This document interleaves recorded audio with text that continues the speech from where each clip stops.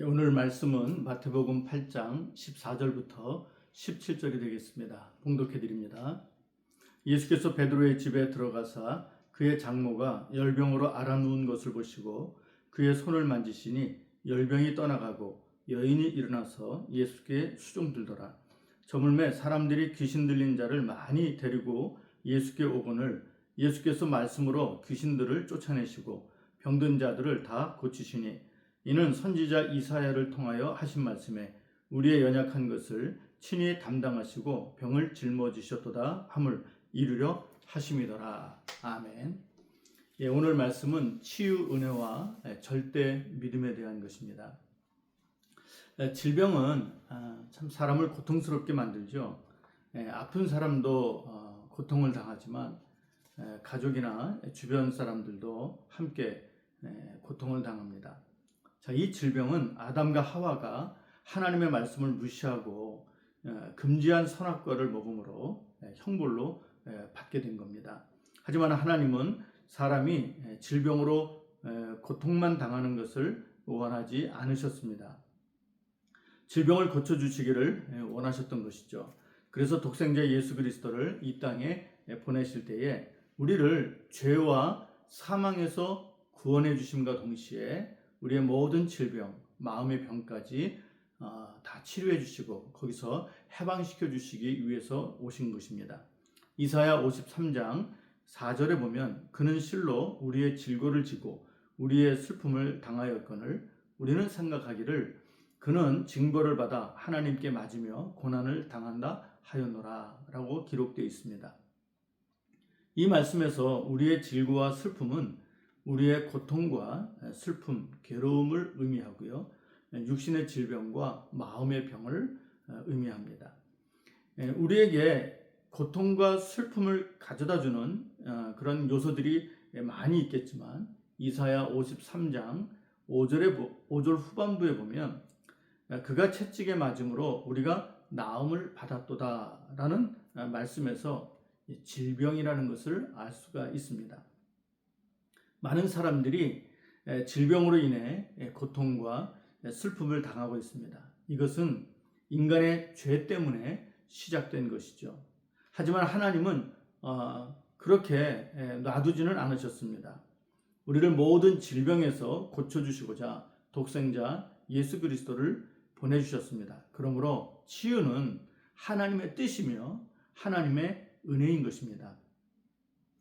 자, 치유가 하나님의 뜻이며 은혜라면 왜 나의 병을 고쳐주시는지도 알아야 하겠습니다. 하나님이 나를 고쳐주시는 목적이 분명히 있지 않겠습니까? 그 목적이 무엇일까요? 그것은 섬기라는 데 있는 것 같습니다. 예수께서 베드로의 집에 들어가시니 그의 장모가 열병으로 앓고 있었다 그랬습니다. 자, 열병에 걸리는 이유가 있겠죠. 여러 가지가 있겠습니다만 그 당시에 장티푸스나 말라리아 같은 어떤 바이러스에 감염이 되거나 아니면 몸 어딘가에 아주 심한 염증이 발병했을 때 그때 고열에 시달리게 됩니다. 자, 베드로의 장모가 어떤 이유로 열병에 시달리고 있었는지는 알 수 없습니다. 그러나 중요한 건 예수님께서 그 여자의 손을 만지시니 열병이 즉시로 떠났다는 것입니다.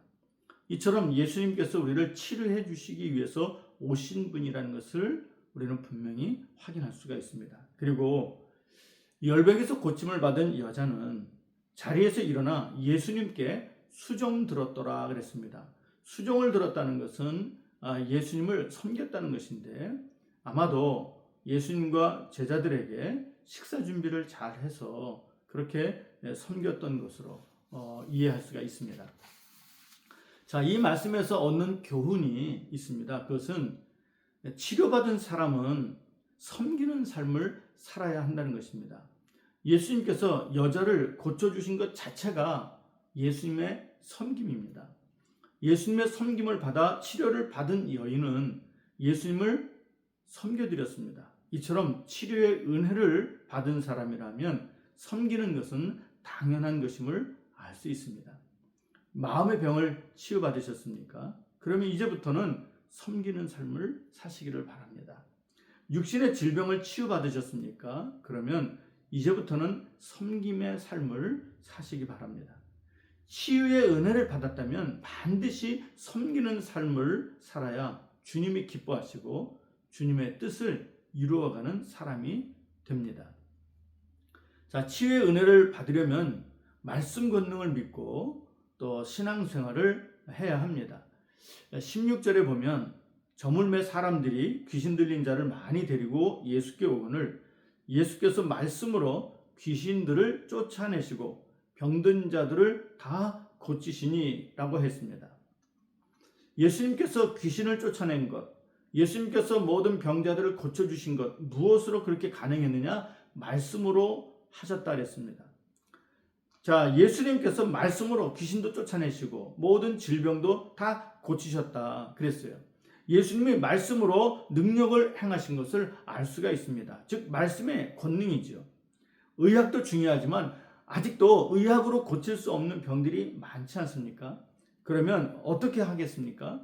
하나님의 말씀을 붙잡고 기도하는 것입니다. 왜냐? 하나님의 말씀에는 권능이 있기 때문입니다. 질병으로 고통을 받다 보면 환경에 짓눌릴 수 있습니다. 또 고통에 짓눌릴 수 있습니다. 그러다 보니 환경과 고통을 바라보게 됩니다.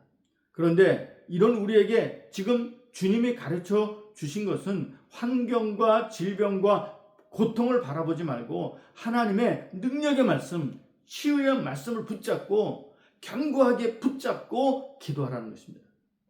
말씀 중심으로 살아야 한다는 것을 우리에게 가르쳐 주셨습니다. 장마철이 되면 태풍이 몰아칠 때가 있어요. 제가 살고 있는 휴스턴에도 1년에 몇 차례 태풍이나 강풍이 몰아칩니다. 어떤 나무는 가지가 부러지기도 합니다. 하지만 뿌리를 깊이 내린 나무는 여전히 그 자리에 굳게 서 있습니다. 반면에 뿌리가 시원치 않은 나무는 뿌리째 뽑히거나 아니면 뿌리가 반쯤 뽑혀 도로에 누워 있는 것을 보게 됩니다.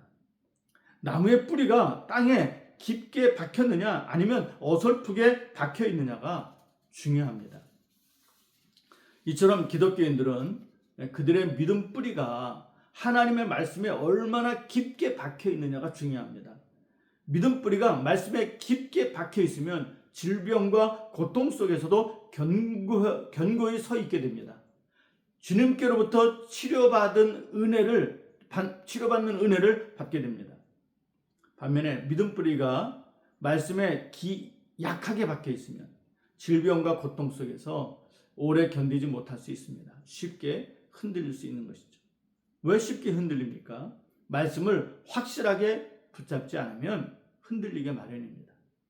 말씀을 확실하게 붙들면 흔들리지 않습니다. 그리고 하나님의 능력이 나타납니다. 말씀을 굳게 붙들고 영적 전쟁에서 승리해야 합니다. 그러면 구체적으로 어떤 말씀을 붙들어야 할까요? 17절에 있습니다. 이는 선지자 이사야를 통하여 하신 말씀에 우리의 연약한 것을 친히 담당하시고 병을 짊어지셨도다 함을 이루려 하심이더라. 자, 이 말씀에서요, 우리의 연약한 것을 내 대신 친히 담당하신 분이 있다는 거예요. 또 나의 병을 대신 짊어지신 분이 있다는 거예요. 그분이 누구십니까? 예수 그리스도이십니다. 바로 이 말씀과 이 말씀의 주인공 되신 예수 그리스도를 믿는다는 것이죠.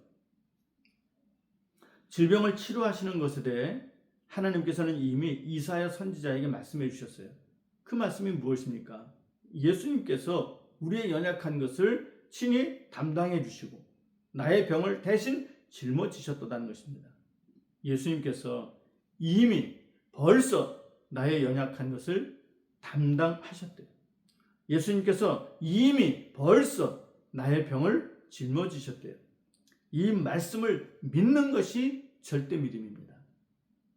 예수님께서 분명하게 말씀하셨어요. 마가복음 11장 24절입니다. 그러므로 내가 너희에게 말하노니 무엇이든지 기도하고 구하는 것은 받은 줄로 믿으라. 그리하면 너희에게 그대로 되리라. 예수님이 뭐라고 말씀하셨습니까?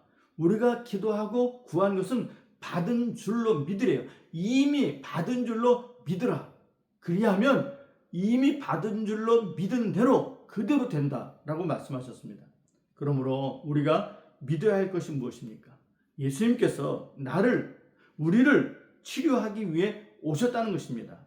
또 그 예수님께서 이미 나를 치료해 주신 분이라는 것, 나를 치료해 주셨다는 것을 믿으라는 것입니다.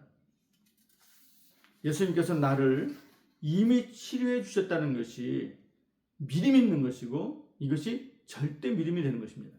이렇게 예수님이 나를 치료해 주시기 위해 오셨으므로 나를 치료해 주신다는 믿음을 가지고 기도하면, 예수님이 이미 나를 치료해 주셨다고 믿고 기도하면 나에게 그대로 된다고 말씀해 주셨습니다. 이렇게 믿고 기도하는 것이 절대 믿음이라 할 수 있겠습니다. 무료 개안 수술을 해주는 실로암 안과병원의 설립자이며 병원장이신 김선태 목사님이란 분이 계십니다. 6.25 때에 어린 나이에 사고로 두 시력을 잃게 됩니다.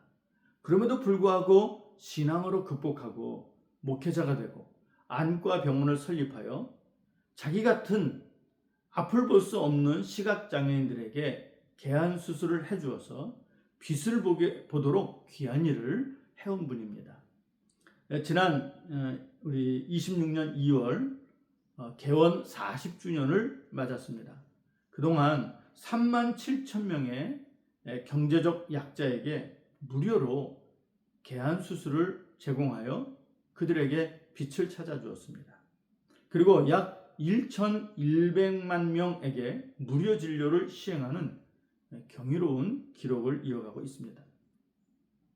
김선태 목사님은 어려운 시각장애인들을 돕기 위해 병원을 설립하고 행정원장으로서 병원을 운영하는 일을 맡아서 하고 있습니다. 해외에도 여러 나라에 실로암 안과병원을 개원하여 현지인들을 돕고 있습니다. 이런 일을 하려면 사실 막대한 비용이 필요합니다. 그래서 김 목사님은 국내외를 다니며 간증을 하고 후원자들을 모집해서 국내와 해외의 병원들을 지원하는 큰 일을 하고 있습니다. 그리고 점자 성경과 찬송가를 보급하는 일도 하고 있고요. 시각장애를 가진 후배들이 목회자가 될 수 있도록 장학금을 지원하고 지도하는 일을 하고 있습니다. 김선태 목사님이 이런 어린 시절에 육신의 눈을 잃고 나서 얼마나 큰 상처를 받았겠습니까? 시력을 잃으면 앞으로 살아갈 날이 막막하지 않겠습니까? 시력을 잃고 그가 당했을 마음의 고통이 얼마나 컸겠습니까? 사실 모든 걸 자포자기하고 싶었을 거예요. 하지만 그에게는 믿음이 있었습니다. 자기에게 일어난 일에 하나님의 뜻이 있을 것이라 생각했습니다. 그렇게 해서 하나님의 은혜가 임하고 또 믿음으로 마음의 고통을 이겨냈습니다. 우리 하나님께서 그 마음의 고통을 치료해 주신 것이죠. 그렇게 마음의 병을 이겨내고 나니 자기처럼 시력을 잃은 사람들을 도우며 살아가야겠다는 사명이 생겼습니다. 그리고 그 사명을 감당하기 위해 헌신의 노력을 기울인 결과 하나님의 은혜로 수많은 시각장애인들을 도울 수 있게 되었던 겁니다. 여러분의 건강은 어떠십니까? 건강한 분들도 있고 육신의 질병으로 고통을 겪고 있는 분들도 있고 마음의 병으로 고통을 겪고 있는 분들도 있을 겁니다. 건강한 분들이라면 이미 치유의 은혜를 받고 사는 분들이라 이런 분들은 자기가 할 수 있는 분야에서 남을 섬기는 일을 하면 주님이 매우 기뻐하실 것이라 생각합니다. 질병이나 마음의 병을 앓고 있는 분들은 나를 치료해 주실 예수님과 하나님의 말씀을 믿고 기도하셔서 주님이 치료해 주시는 은혜를 받으시기 바라요. 그렇게 치료의 은혜를 받으시고 자기가 할 수 있는 분야에서 섬기는 일을 하면 주님이 매우 기뻐하실 것이라 생각합니다. 사실 나 같은 죄인을 구원해 주시고 영생을 주신 주님의 은혜를 깨닫고 감사한 마음으로 섬기는 삶을 산다면, 질병이나 마음의 병을 앓으면서도 섬기는 삶을 실천한다면 이런 기독교인이야말로 큰 믿음을 가진 분들이라 말할 수 있을 겁니다. 건강하면 건강하니까. 질병이나 마음의 병에서 고침을 받았다면 고침을 받았으니까. 아직은 질병이나 마음의 병으로 고통과 어려움 속에서 살지만 먼저 죄에서 구원을 받고 영생을 받았다면 구원과 영생을 받았으니까 이런 큰 은혜를 받고 섬기는 사람으로 살아가시기를 바랍니다. 기도하겠습니다.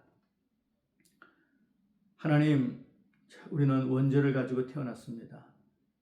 그리고 그 죄의 결과가 질병과 또 고통과 또 죽음인데 하나님, 이것을 이길 수 있는 분을 우리에게 보내주셨습니다. 그분이 바로 예수 그리스도이십니다.